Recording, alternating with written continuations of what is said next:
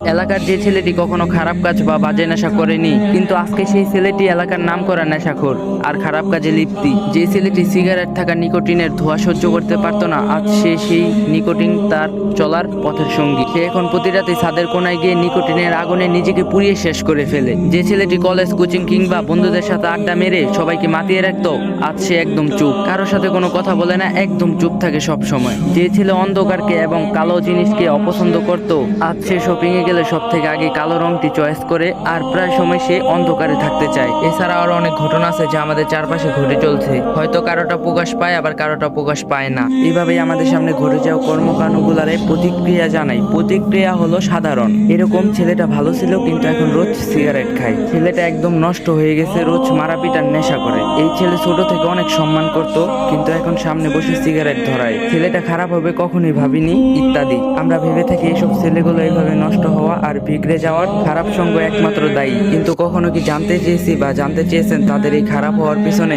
কারণটা কিসের জন্য তারা এই পথে এসেছে? একটা ছেলে শুধু খারাপ সঙ্গ পেয়ে নেশার জগতে পা দেয় না, এর পিছনে জড়িয়ে থাকে পারিবারিক সমস্যা, না হয় কাছের মানুষের দেওয়া কষ্ট আর অবহেলা। আমাদের সমাজে প্রায় অর্ধেকের বেশি ছেলে নেশায় আসক্ত হয় প্রেমের বিচ্ছেদের কারণে, আর অল্প কিছু ছেলেরা হয় পারিবারিক সমস্যার কারণে। তখন এরা বেঁচে থাকার জন্য এবং পুরাতন স্মৃতিগুলা ভোলার জন্য নেশার জগতে পা দেয়। আচ্ছা, কতটা কষ্ট পেয়ে একটা ছেলে চোখের পানি ফেলে? হ্যাঁ, আপনাকে জিজ্ঞাসা করছি যে এই গল্পটা শুনতেছেন। আমার জানা মতো একটা ছেলেকে কখন আপনার সামনে বসে তেমন একটা কান্না করতে দেখবেন না, কারণ সে জানে সবার সামনে বসে কান্না করলে তাকে নিয়ে হাসি ঠাট্টা তামসা করবে, তাই সে নীরবে তার কষ্টগুলাকে বুকের মধ্যে লুকিয়ে রাখে, কারণ ওইখানে লুকিয়ে রাখলে কেউ দেখতে পারবে না, একমাত্র আল্লাহ ছাড়া। রাতে অন্ধকারে ঘরের এক কোনায় বা বিছানার উপর শুয়ে নিঃশব্দভাবে দু চোখের পানি ফেলে কেঁদে যাবে, চিৎকার দিয়েও সে কাঁদতে পারে না যদি তার বাসার কেউ কান্নার শব্দ শুনে যায়। বাসায় যে ছেলেটি খুব হাসি খুশি থাকতো, প্রাইভেট বা আড্ডা দিয়ে সবাইকে মাতিয়ে রাখতে পারতো, আজ হয়তো তার ভালোবাসার মানুষের কাছ থেকে অবহেলা পেতে পেতে দিন দিন এত বদলে গেছে